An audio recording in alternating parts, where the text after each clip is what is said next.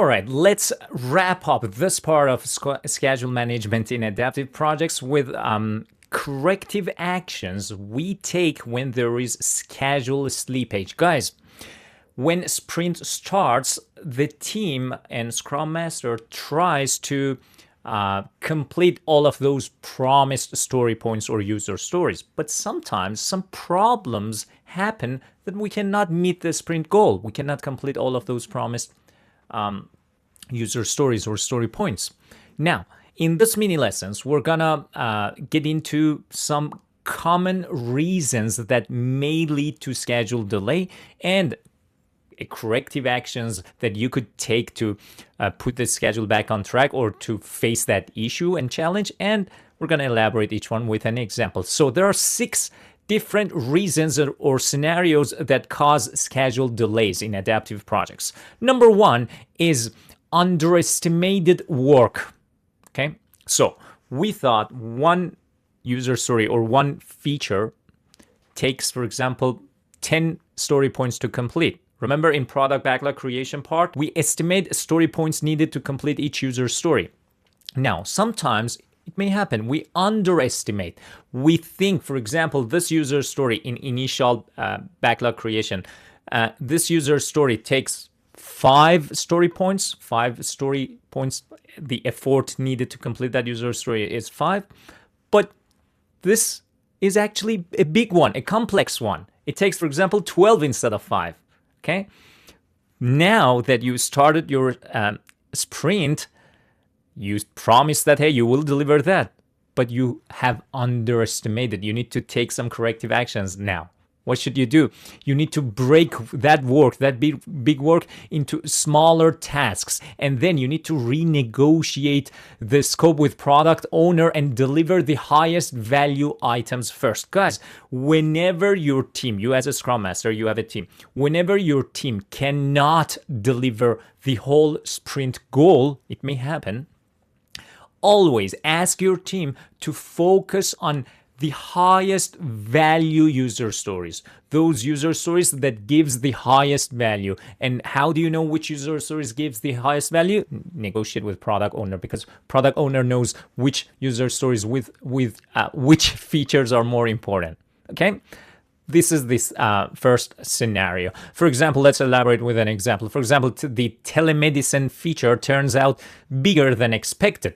Team splits it into smaller user stories and agrees with product owner to finish, for example, video call setup first and leaving others for later sprints. The second reason for schedule delay in adaptive projects is too much work in progress. Team working on too many stories at once. When there are too much work in progress, nothing is being done actually. Everything is completing to a certain percentage. This is a problem. This caused the team not meet the sprint goal. You should do something. You should take some corrective actions. Okay. What is the corrective action here? You need to apply work in progress limit. You need to focus team effort on finishing fewer items completely. You need to ask your team, hey, avoid task switching. Let's apply work in progress limit of 5, for example, for all in progress tasks. So not more than 5 tasks should be in progress at a single time. When you apply this, people try to finish those tasks that are in progress before pulling another work. Okay, this is the corrective action for that scenario. Let's elaborate with an example. Developers started 7 backlog stories at once. They stop starting new ones, swarm on 3 critical stories, and move them to done when you apply work in progress limit. Scenario number 3, or reason number 3, dependencies or blockers. Okay, for example, waiting for API or vendor or another team to deliver something. Okay, your tasks, the tasks or user stories of this sprint depends on something else. Okay, when it depends on something else, this may cause a schedule delay. What should you do? You need to raise these blockers and impediments early. In daily stand-ups, team members need to surface these blockers, and then Scrum Master's duty is removing these blockers.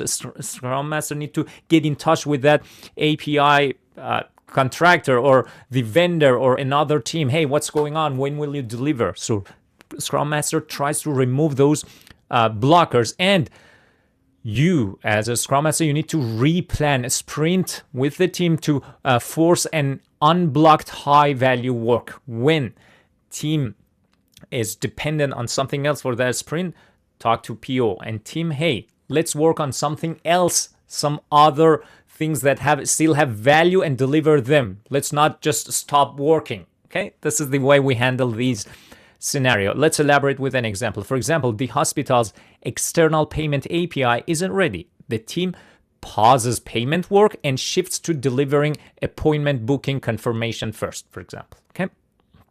The next reason that causes schedule delay is bottlenecks in a stage. Or CFD shows us the bottlenecks, the swelling, remember? So if there is bottlenecks, if works or tasks are piling up in a certain stage, for example, a testing, you need to ask your team member to swarm on testing, or do pair programming or mob programming, or shift development temporary into testing. Okay, you need to reduce number of tasks in that testing stage before pulling up another work. When there are bottlenecks in one stage, ask everyone to focus on that stage to reduce number of tasks. This way, you're gonna put the schedule back on track again. Okay, let's elaborate with an example. For example, by day 6, 8 stories are stuck in testing.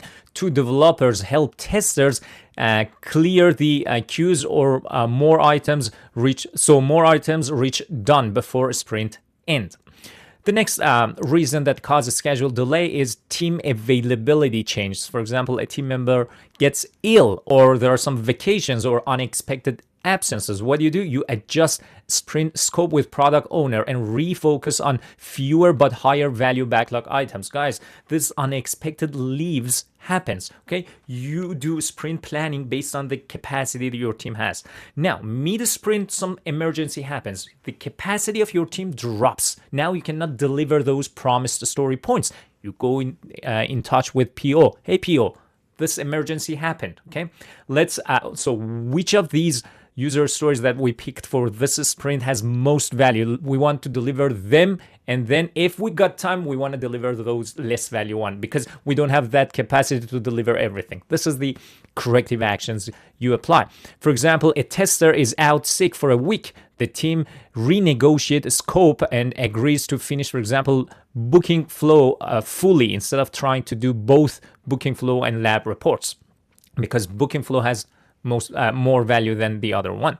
The last reason that causes schedule delay is scope creep, or new stories added mid-sprint. You need to avoid the scope creep. And guys, what tool showed us scope creep? Please remember, burn up chart has that blue line. Total scope, jumps suddenly. And if scope creep happens, this will cause schedule to be delayed. You need to avoid the scope creep. How do you do that? Say no to mid-sprint additions, or renegotiate the scope with PO to de-scope if that added work is very important. For example, the hospital director asks for dark mode mid-sprint. PO and team agrees to defer it, keeping focus on the committed, for example, SMS features. These are the common reasons that cause schedule delay in adaptive projects, and we came up with corrective actions. Guys, you will definitely get a question from one of these scenarios. What type of questions? Let's see. Let's get it done together. All right, let's get this mini question done. You are a Scrum Master midway through the sprint when you notice the burn down chart barely moving. High value stories remain untouched, and the team is working only on low value items. Everything is terrible about this project.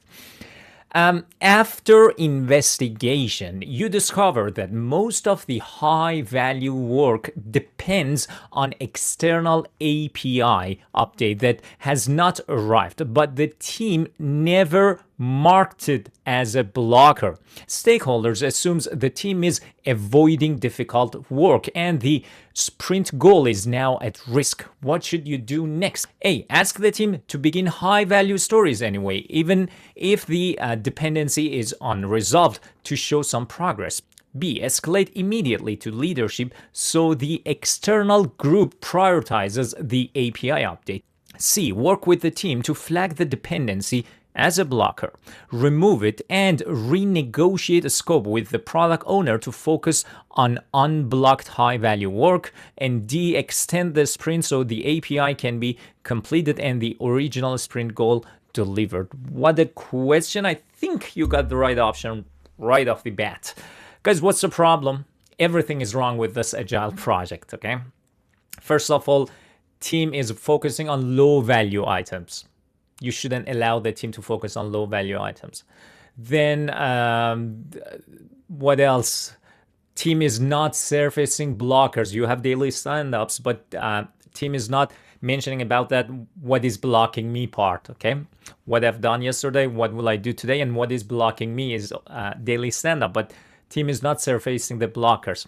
Team is only focusing on low-value items. You need to take some actions here. Guys, let's go through the options. Option A, ask the team to begin high-value stories anyway, even if the dependency is unresolved, to show some progress. So it is just faking something to show to stakeholders? No.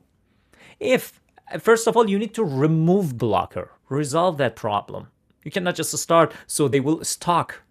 If something is, if your task is dependent on something and you don't resolve that dependency, it will stuck. So this is not the right solution. Option B, escalate immediately. Oh, two strong negative words right here. Escalate, we never escalate these headaches, day-to-day activities, and immediately, another strong negative word.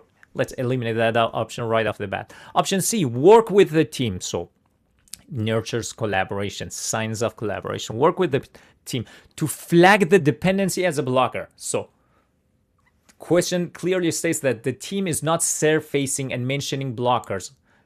Option C, suggesting a solution. Hey, work with the team to surface the blockers. So removes that part of the concern of the questions. And remove the blocker. Very good. And renegotiate a scope with the product owner to focus on unblocked high-value work. Guys, remember, when there is a problem in a sprint that you can't meet sprint goal, sometimes happen, always consult with PO, okay, because PO is owner of backlog. Hey, PO, what works the team need to commit right now? Which are the highest value user stories? We're going to finish up them first and then focus on low value. So option C is the perfect option, guys. Gives us everything we need. And if you have noticed, it applies MEOT and a strong positive word there. Option D, extend the sprint. We never extend the sprint. You know it. Agile principle, agile mindset. We never extend the sprint. Time boxing. Fixed 2 week, for example. Feel free to read the descriptions because I think we had enough. Now, I want you to go through mini FAQs. I've added some extra points. And if you have some unresolved concerns about the concepts we learned about schedule management in adaptive projects, I have answered them in mini FAQs. And I'm going to see you in mini summary. Let's get it done, guys.